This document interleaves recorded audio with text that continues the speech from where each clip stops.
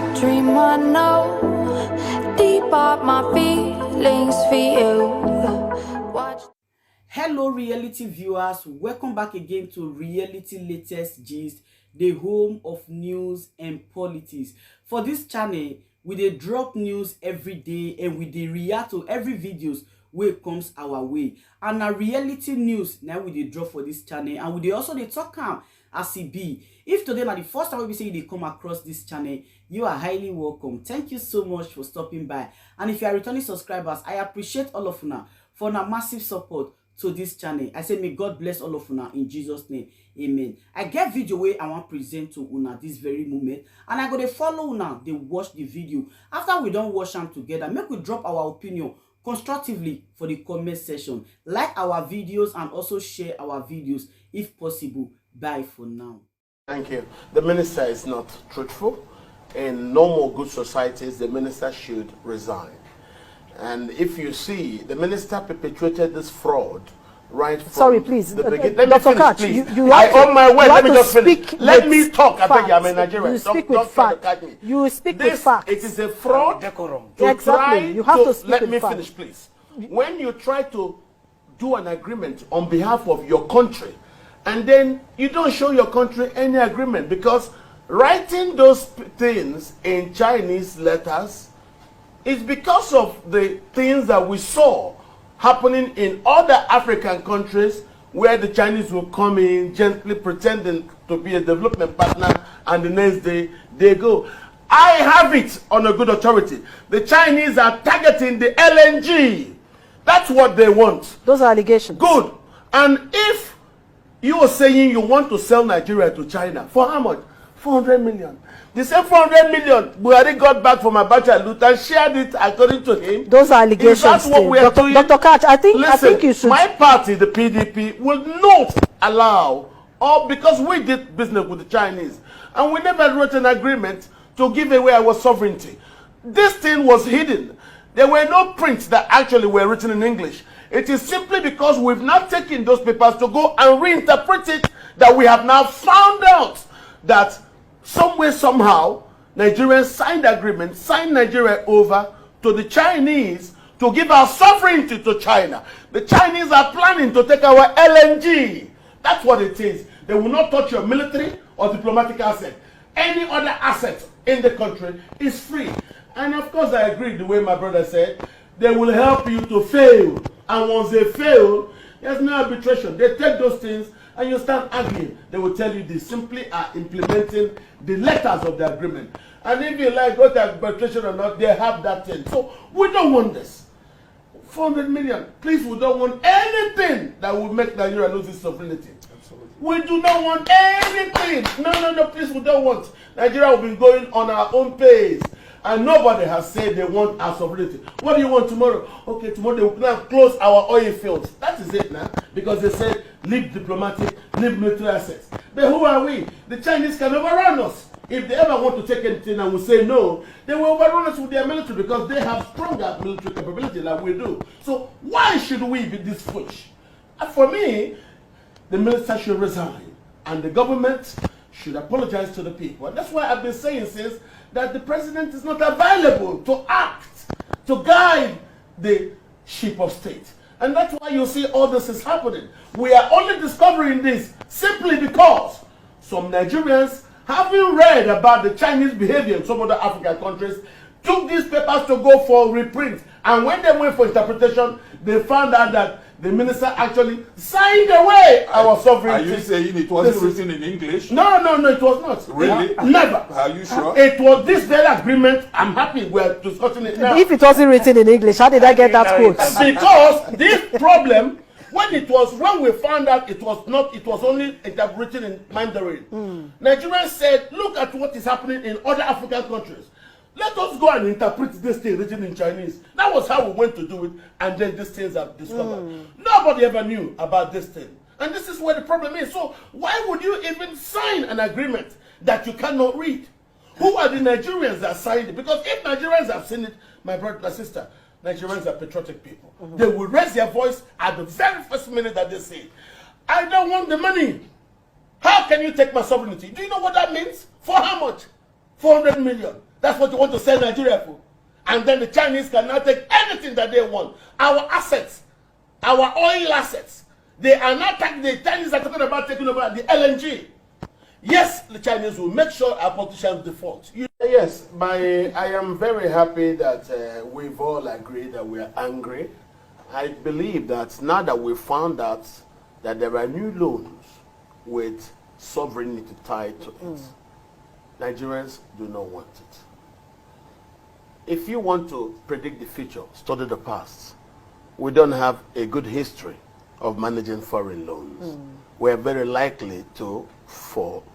And if we fall, the Chinese will come here. If what they gave us for the money has depreciated, they will look around and take whatever they think they want that is up to the money they gave us. Don't forget this. So don't say it's tied to. No, it's not. If I give you some particular things, say a phone, that money is marked against the phone. If the time when the time to pay is and you've destroyed the phone, I won't tell you give me phone. Nope. I'll look at for anything you have and I will take it. That's what it is. Understand what they're saying. They're not telling you that thing. No, the thing they give you with the money, you could depreciate it. The 400 million, you might look inside that project and you find only 150 million. Absolutely. But they will take something off Nigeria for that thing on their mind. So what should we do at this moment? We do not want such. Because of the way we are a multi-ethnic society. The way Buhari has arranged these loans, that he excluded the Southeast and then excluded a lot of the South-South, and he spends the money up north. Tomorrow, when the Chinese want to take something and they say they want to take it in the Southeast, the areas that Buhari didn't expend this infrastructure of loans for, how do you think that will occur? We don't want it. Okay. We don't want it. And our country needs every one of us, honestly, and we all need to do the needful. Fighting amongst ourselves is never going to solve any problem. Suspicion amongst ourselves is never going to solve any problem. Anger at one another is never going to solve any problem. Generational hatred has not solved any problem. Being angry against one region or the other has not solved any problem. What will solve the problem is all of us coming together and working together. When the terrorists are ready to attack, they do not ask where you are from. They do not ask whether you're a Muslim or you're a Christian or you're a traditionalist or whatever religion you practice. When they come to attack, they do not ask whether you're female, you're male, whether you're young, you're old, whether you're rich or poor, whether you hold a leadership role or not. They do not care. They all attack indiscriminately.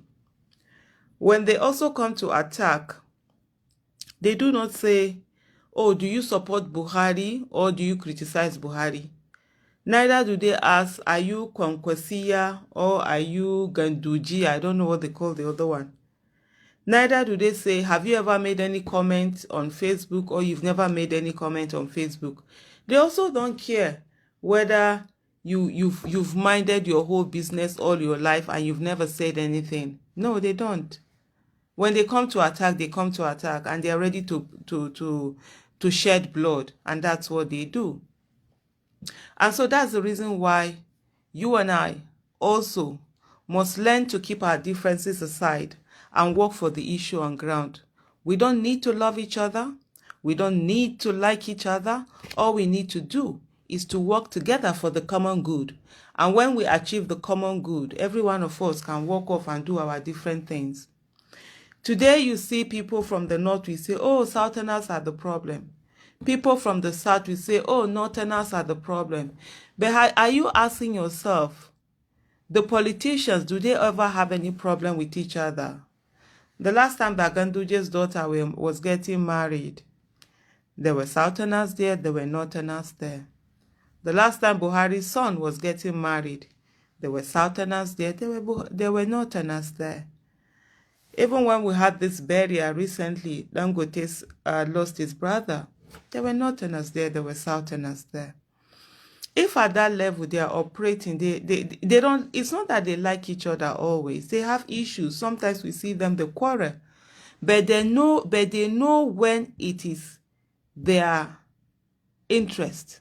They know when it is best for them to align. So thank you so much. Thank you so much for your kind words.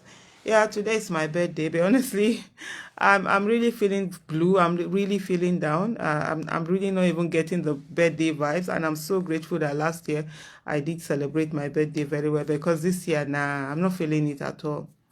You know, it's such weighty. I normally don't like my birthdays. 2 years days in a year that I don't like my birthdays and the new year, because it just reminds me of my mortality. I'm like, okay, but over the years I've been trying to with friends to get it, but this year, nah, it's not, just with all the things that are happening. But thank you so much anyways for your kind words and your well wishes.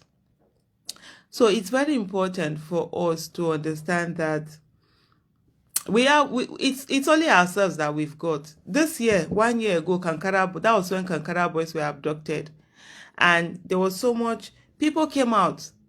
They didn't care whether they were from the north or the south or whatever. They came out, they were making demands.